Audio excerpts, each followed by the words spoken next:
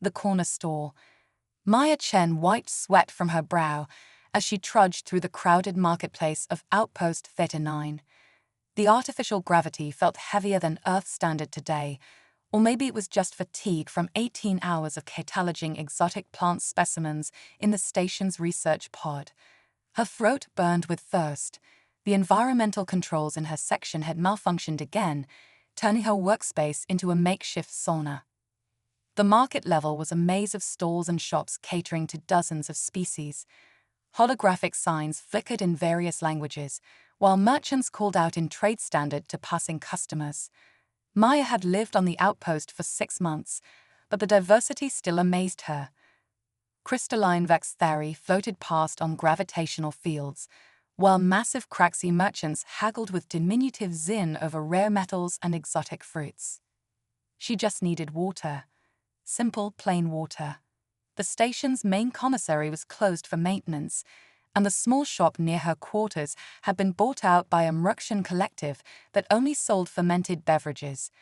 Maya's enhanced plant knowledge, the reason she'd been selected for this assignment, told her that none of those would be safe for human consumption. A flash of blue caught her eye, the universal symbol for potable water.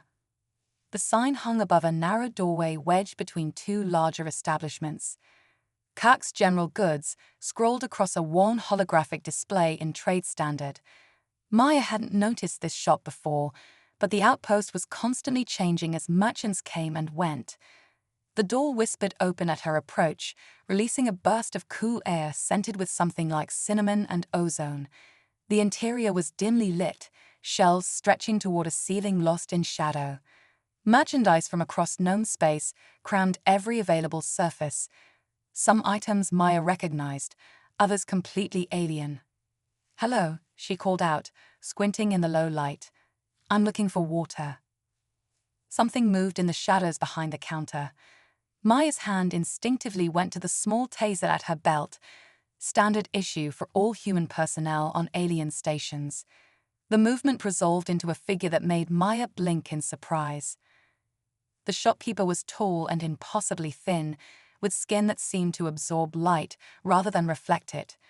4 arms emerged from flowing robes that shifted color with each movement. But it was the being's face that caught Maya's attention. Where eyes should be, there were instead what appeared to be small galaxies spinning in endless motion. Water. The word emerged as both sound and sensation, carrying undertones of amusement. Such a simple request from one who carries such complexity.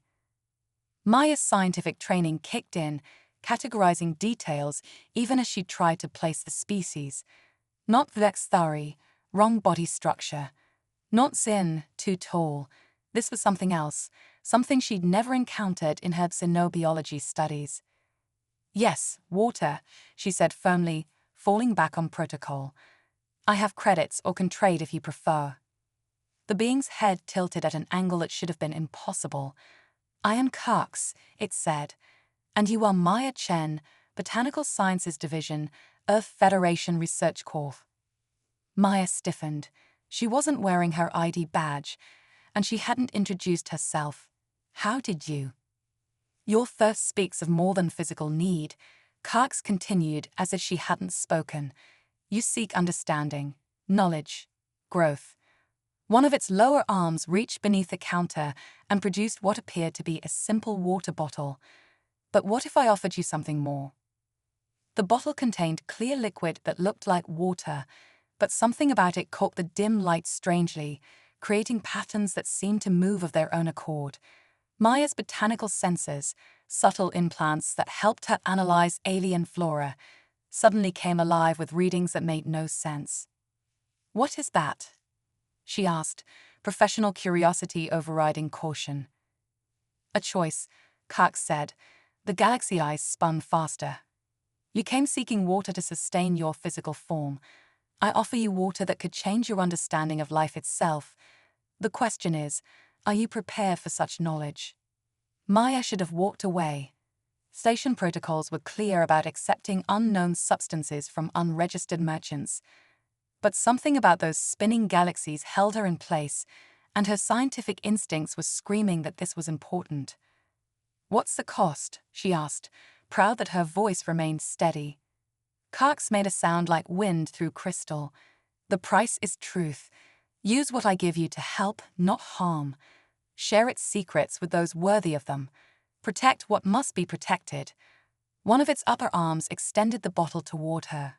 Do you accept these terms? Maya's hand reached out almost of its own accord. The bottle was cool to the touch, thrumming with subtle energy that made her botanical senses buzz.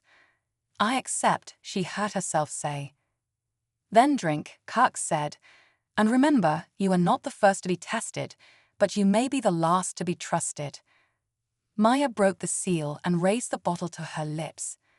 The liquid tasted like water, but felt like starlight, and as she swallowed, she knew with certainty that her life would never be the same. Kark's watched with spinning galaxy eyes as Maya's own eyes widened with the first hint of understanding.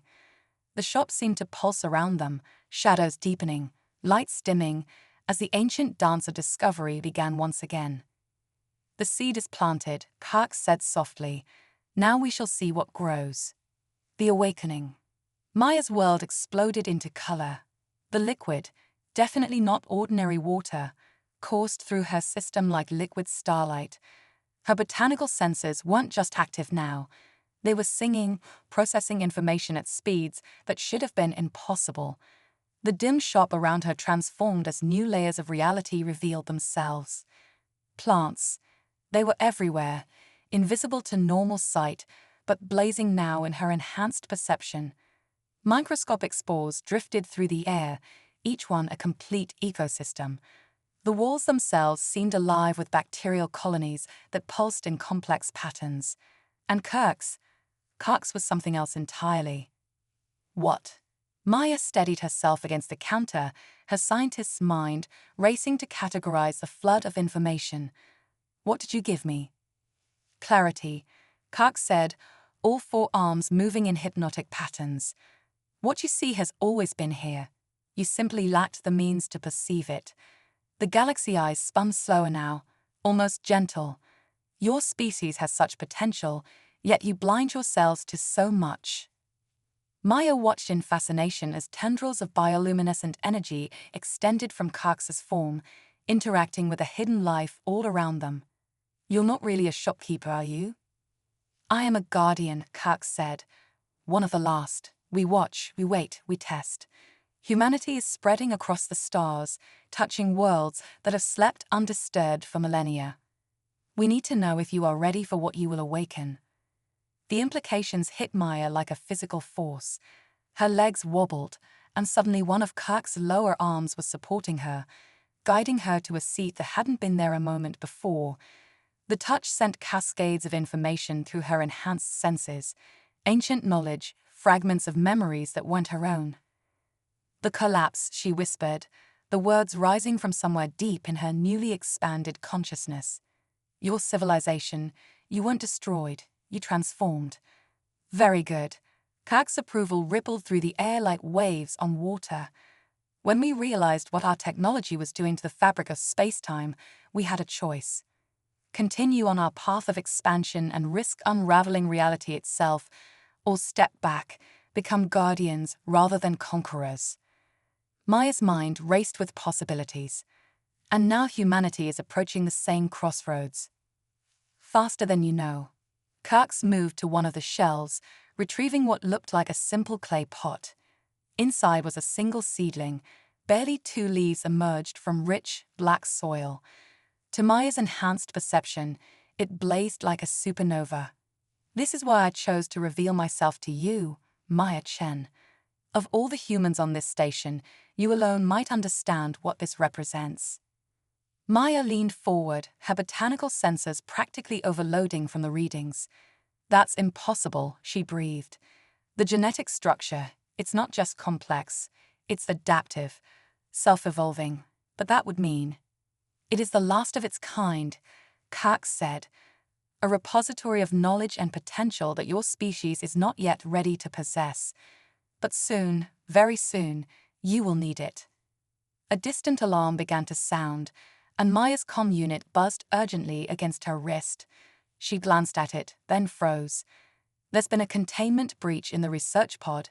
My specimens are responding to what now flows through your veins, Kirk said. The changes have begun. You must choose quickly, Maya Chen. Take the seedling. Protect it. Learn from it. But know that others will sense its awakening. Not all guardians agree on humanity's potential. Maya's comm buzzed again, more insistently. Security alerts began scrolling across its small screen. Through the shop's door, she could hear shouts and running feet. Why me? She asked, even as her hands reached for the pot. Why now? Because you understand balance, Kirk said.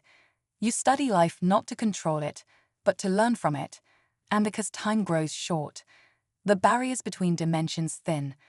What sleeps in the deep dark begins to stir. The pot felt warm in Maya's hands, its contents pulsing with potential. Her enhanced senses detected layers of security woven into its simple clay structure, biological locks that would respond only to her touch now. When the changes fully manifest, seek the place where stars fall upward, Kirk said. You will know it when the time comes. For now, run, hide. Trust no one whose eyes do not see what you now see. Maya clutched the pot to her chest and turned toward the door, then hesitated. Will I see you again? I am a guardian, Kirk said, its form already beginning to fade into the shadows. We are always watching. Now go. Your journey begins, and time grows short. Maya ran. Behind her, the shop seemed to fold in on itself, leaving only a smooth wall where the door had been. Her enhanced senses picked up multiple pursuit vectors, security forces converging on the research pod, but also something else. Something ancient and hungry that had just awakened to her presence. The seedling pulsed against her chest like a second heartbeat as she raced through the station's increasingly chaotic corridors. Somewhere in the distance, something roared. The hunt was on. The pursuit. The station's emergency lighting cast everything in a pulsing red glow as Maya ran. Her enhanced senses were both blessing and curse now. She could perceive every life form around her in startling detail, but the sheer volume of information threatened to overwhelm her. Behind her, something moved through the walls. Not through the corridors or maintenance tubes, but through the walls themselves, leaving trails of disrupted bacterial colonies in its wake. Her new awareness told her it was ancient, hungry, and very, very angry. Attention all personnel, the station's AI announced in measured tones. Biohazard containment protocols are now in effect. Please proceed to your designated safety zones. This is not a drill. Maya ducked into a service corridor, her mind racing. The seedling's pot grew warmer against her chest, its contents responding to her elevated heart rate. New information flooded her consciousness. The plant wasn't just alive, it was aware, and it was trying to communicate. Images flashed through her mind. Vast gardens suspended between stars, living ships that grew rather than were built, worlds linked by bridges of pure biological energy. The true heritage of Kirk's people, preserved in this last, precious seed. Stop right there. A security team rounded the corner ahead, weapons raised. Maya recognized Officer Patel, who usually worked the botanical research level. Dr. Chen, what's going on? Our sensors are going crazy and your lab. Maya's enhanced perception showed her the truth. These were really station security, not whatever was hunting her. But she also saw the spores already settling on their uniforms, the microscopic changes beginning in their cellular structure. They didn't have long before they started experiencing the same awakening she had. Get to a containment chamber, she said, backing away. All of you. The spores from my lab, they're changing, evolving. You've been exposed. Nobody move. A new voice, this one belonging to a figure in a sealed environmental suit who pushed through the security team. I'm Director Walsh from Corporate Biosecurity. Dr. Chen, you're in possession of an unauthorized biological agent.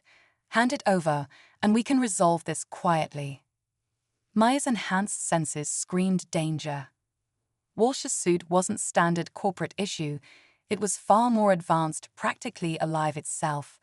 And inside it, Inside it was something that echoed the ancient hunger she felt pursuing her. The seedling pulsed a warning. Through their growing connection, Maya understood. Walsh wasn't human, but rather something wearing human shape. A hunter. A destroyer. One of those Kax had warned about. Officer Patel, Maya said carefully, scan his credentials. Really scan them. Patel frowned but raised his scanner. Before he could activate it, Walsh moved with impossible speed. One moment he was standing still, the next Patel was flying across the corridor to crash against the wall. Enough games, Walsh's voice distorted, becoming deeper, older. The environmental suit began to ripple and change. Give us the seed, little human. You cannot comprehend what you carry. Maya turned and ran, her enhanced perception guiding her through the station's maze of corridors. Behind her, she heard screams as Walsh's true form emerged. The security team's weapons discharged, the sound echoing through the metal halls. The seedling's consciousness pressed against her mind, urging her toward the station's agricultural ring. Of course, the hydroponics bays would have the resources it needed. But more than that, she realized, they would give her an advantage. After all, she was a botanist. She reached the agriculture sector's main doors just as every plant in the station began to react to her presence. The changes that had started in her lab were spreading faster now, accelerated by whatever was in that water Kax had given her. Through her new senses, she felt the plants awakening, responding, reaching out. Maya slammed her hand on the door controls and dove through. Behind her, Walsh's monstrous form rounded the corner, only to be met by a wall of newly sentient vegetation. Vines that had once been simple food crops now moved with purpose, weaving together into living barriers. You cannot stop what comes, Walsh's voice boomed, distorting further as his form continued to change. The sleepers stir. The deep dark hunges. We will not allow another guardian species to rise. Maya reached the central hydroponics bay, her mind linking with thousands of plants simultaneously. The seedling's consciousness merged with hers, showing her what needed to be done.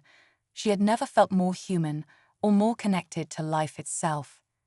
You're right about one thing, she said, placing the seedling's pot on a growth platform. I don't fully comprehend what I carry, but I understand enough to know you fear it, and that means humanity has a chance. The seedling's pot cracked open like an egg, releasing something that was both plant and pure energy. As Walsh burst through the barrier of vines, Maya felt power surge through her enhanced system. The botanical network she created responded instantly, and the entire hydroponics bay came alive with purpose. The real battle was about to begin, and its outcome would determine far more than just her fate. Through her new senses, Maya felt other presences awakening throughout the station, other humans beginning their own transformations. Kax had been right. The test had begun. The awakening garden. The hydroponics bay transformed into a battlefield unlike any in human history. Maya stood at its center, the seedling's energy flowing through her, merging with every plant in the vast chamber. Through her enhanced perception, she watched Walsh's true form emerge fully, a writhing mass of darkness that absorbed light itself. You don't understand what you're protecting, Walsh's voice echoed, now barely recognizable as speech. That seed is the last lock on a door that must remain closed. Vines whipped through the air at Maya's mental command, but the creature that had been Walsh flowed around them like smoke. The temperature in the bay plummeted as it drew energy from the environment itself. Plants withered in its wake, decades of careful cultivation destroyed in seconds. But Maya wasn't fighting alone anymore. Through the station's communication systems, she'd heard the first reports coming in from other levels.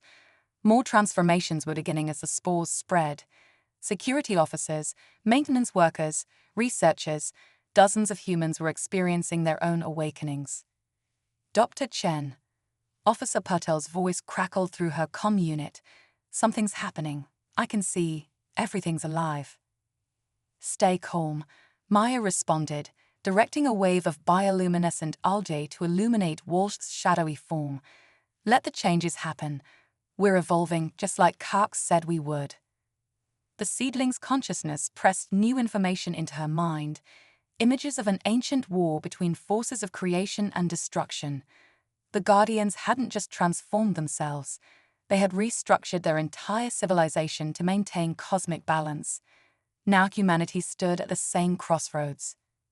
Walsh's darkness surged forward, tendrils of void reaching for the seedling. Your species is not ready. You'll destroy everything, just as those before you nearly did. Maya felt other minds, linking with hers through the botanical network, other awakened humans adding their strength to her defense. The hydroponics bay hummed with power as thousands of plants responded to their collective will. You're wrong, Maya said, understanding flowing through her. We're not the same as those who came before. We've learned from Earth's near destruction. We understand the price of unchecked growth. The seedling burst into full bloom, releasing waves of energy that made Maya's enhanced senses sing. Each petal was a library of biological knowledge, each leaf a key to understanding the fundamental forces that bound life together across the cosmos. Through their shared connection, she felt Kark's presence return, not physically, but as a guiding consciousness. Show them, the Guardian's thoughts whispered. Show them why humanity was chosen. Maya reached out not just with her enhanced abilities, but with something deeper, her fundamental humanity. Her love of life in all its forms, her scientist's desire to understand rather than control, her hope for a future where humanity could grow without destroying. The plants around her responded, not with violence, but with creation. New forms emerged, combining Earth species with alien strains. The hydroponics bay filled with impossible hybrid life, each plant adapting and evolving to create something that had never existed before. Walsh's darkness recoiled as waves of pure life energy washed over it. What is this? Balance, Maya said, understanding fully now. Not destruction or unlimited growth, but true balance. This is what Kark saw in humanity, our capacity to learn from our mistakes, to find new ways forward. The other awakened humans were reaching the same understanding through their shared connection. All across the station, new forms of life were emerging as humanity's creativity merged with their enhanced abilities. Walsh's form began to dissolve, unable to maintain cohesion in the face of so much creative force. Others will come, it warned. The deep dark will not rest. And we'll be ready, Maya replied, not as conquerors or destroyers, but as guardians.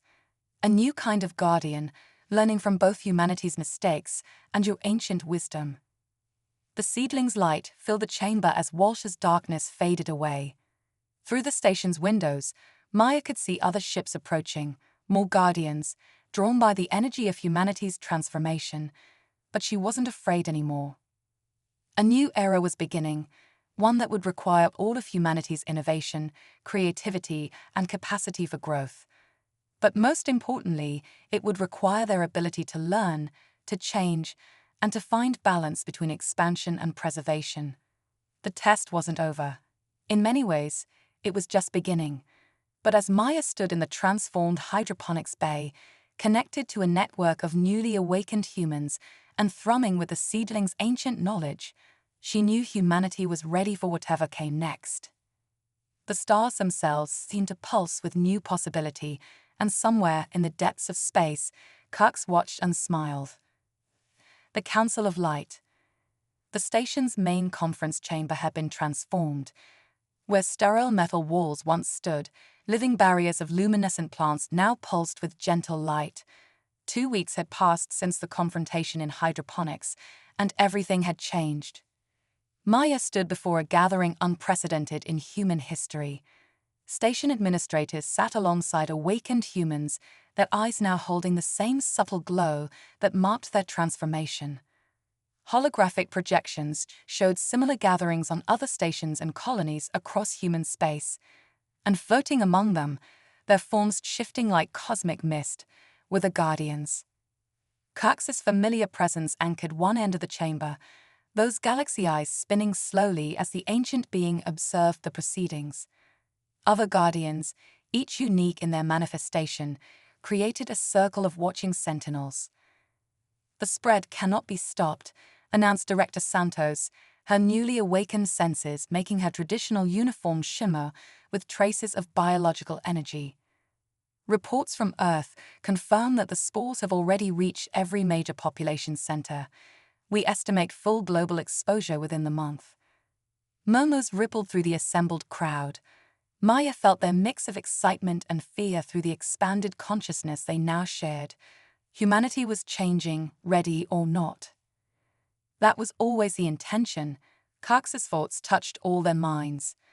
The question was never if humanity would transform, but how you would choose to use that transformation. Maya stepped forward, the seedling, now a small but impossibly complex plant, cradled in her arms. Through their deep connection, she felt its satisfaction. Everything was proceeding as it had foreseen. "We've learned more in 2 weeks than in centuries of conventional research," she said, her voice carrying to all present, physical and virtual. "The seedling's genetic library contains solutions to problems we didn't even know we had. Clean energy, environmental restoration, faster-than-light travel through biological means, and weapons," interrupted a gruff voice. Commander Chen of Earth Defense Force, his own awakening still fresh, leaned forward. "Let's not pretend this knowledge couldn't be militarized. The same principles that let us grow new foods could create devastating biological agents." "Of course it could," Maya agreed, surprising many. "Just as nuclear power could generate energy or destroy cities. The question isn't whether we could use this knowledge for destruction, it's whether we will choose to." One of the other guardians, a being that appeared as a cascade of crystalline fractals, moved forward. "This is why many oppose choosing humanity. Your species' capacity for violence is matched by our capacity for creation," Maya cut in. She held up the seedling, its leaves casting rainbow patterns across the chamber. "Look at what we've already done. We haven't just accepted these changes, we've innovated with them. Found new applications that even the original guardians hadn't considered." Through their shared awareness, Maya brought forth images. Awakened botanists collaborating to restore dead worlds, medical researchers developing treatments that could heal at the cellular level, engineers growing living ships that could navigate the spaces between dimensions. "We're not perfect," she continued. "We never will be. But we understand something fundamental, the importance of balance. We've seen our own world pushed to the brink of environmental collapse and pulled it back. We've faced our own capacity for destruction and chosen a different path."